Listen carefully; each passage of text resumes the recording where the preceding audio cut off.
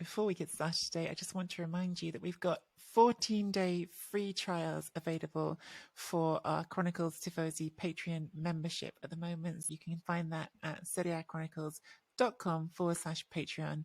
And as I said, you can subscribe to get membership for free for 14 days. I want to say a quick thank you as well to everyone who's given us a rating and review recently on Apple Podcasts, Spotify, Google, Facebook, and YouTube. Our producer Simon put out a call to action for our devote, and for the first time in a whole week, I have back with me. Yeah, I kind of just look like I've gone and killed myself and come back. Let me just take a break from all of this. But that is the England one was. I was very upset with that first half, but for Malta it was okay. Well, better. Yeah, I mean, look, just to sort of give my sort of snap thought on it, like I've seen some people going, oh, only 2-0 against Malta. And I mean, like, take that in isolation rather than the big picture, which we're about to get to. I obviously already did a voice note after the England game. Big picture is 2 games into the group, 3 points. So I'd like to hope qualifying is going to be all right.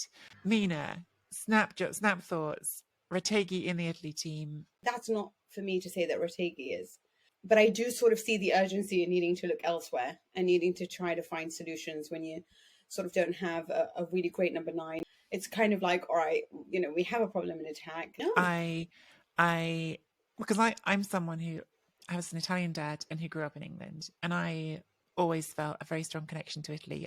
So I have no problem with someone being born outside of the country. Of course, like on an emotional level, and that's a question that I can't answer because I haven't sat down with Retegui yet, and just because it's only through a grandparent, that's the rules. It's the rules for every country. I have zero problem with that part of it. But what pisses you off a bit, if you'd excuse me from saying it, is at the end of the day, playing for the national team means 10 times more. And I don't know if that's necessarily the way for teams like, for example, England, where there's always been a lot of question marks with how much they connect with the national team because the Premier League is so good and you want to. So I do really think it's important for some countries where their players do connect thoroughly with that idea of representing the national team, of being there and doing it sort of the Italian way rather than, which is again why I hate us particularly copying different styles of football. It would feel different to how this feels to a lot of people, which is hang on. And, when it comes to what his pool of talent available to him is, I think that's certainly justifiable. He's playing without much of a deck, certainly in certain positions like up front. But whether he could be getting more out of the rest of the team is also a valid question. Frankly speaking, if you're asking me whether I prefer Retegui or Jorginho in the team, I want Jorginho out. Like, thank you very much for your service, kind sir. I don't think he's somebody that I would like to have my team when they're the backs against their wall, but I do think he's a very good footballer. I think that I remember very well when Carlo Ancelotti said he's just the kind of player that you would accept him as he is, or you don't play him.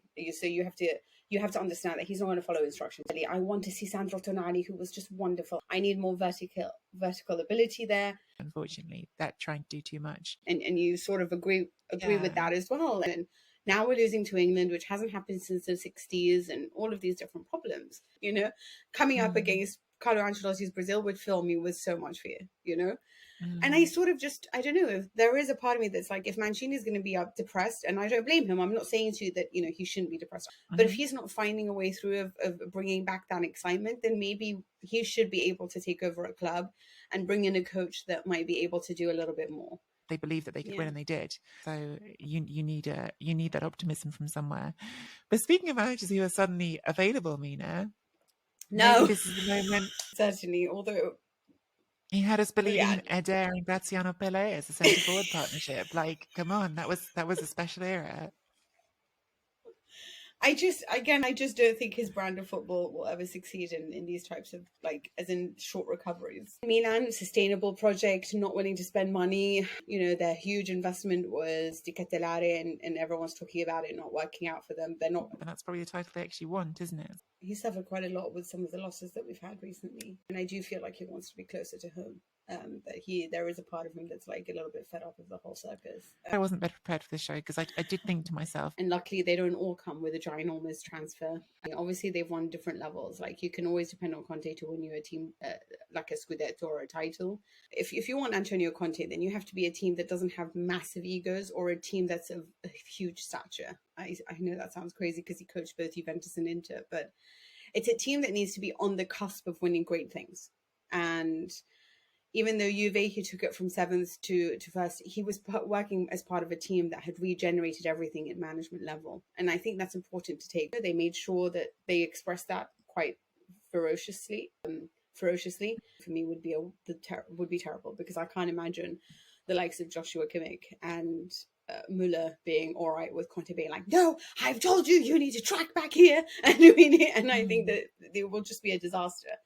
I think he might be great at that, so to provide consistency. But I just don't think he works well with giant egos. Yeah, I think this is a really interesting question that Michael sort of brought up. And I think we've touched on aspects of it before, of like what a manager's job is, when he was on the way to winning the Scudetto with Milan. And he was saying, like, there's this sort of technical, tactical part of football, but my staff can help me with that. So Barcelona's identity is they play a certain style of football. It's always got to be fascinating to watch. Like, they're not, but from a tactical point of view, I think Conte and Mourinho fall far below that in their ability to change on a tactical level and to develop the game and to produce the kind of football that we're all interested in seeing. And that worries me with Conte, because I feel like he relies so much on a starting 11 that if that starting 11 starts to fall apart, then he doesn't really have a plan B. For Mourinho, though, he can make that starting 11 do wonders in both, the league and in Europe. And so that is remarkable too. And then I think you've got managers who think he's not their stubborn. role is... Gasperini. No, he's not really stubborn. But I think Pep is stubborn. Yes, yeah.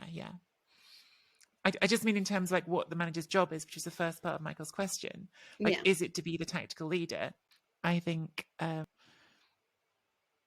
it depends on the profile of the young player, actually, Mina, because we've got a question from Giancarlo Anese saying, it seems like every team looks tired except for Napoli. Do you think they've hit on something different with how they're managing their players? And it's also interesting to see how the papers have analysed it, because it's a case of, why don't we just rest the likes of Lobotka and introduce maybe Ndombele more, having other players just brought in and rotating the squad a little bit. And then obviously that fell apart too.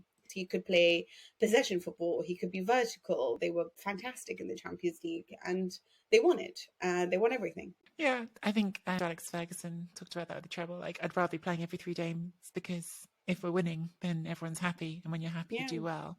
Now let's look at this from another perspective. But then you've got Osimhen, didn't go to the World Cup. Kvaratskhelia didn't go to the World Cup.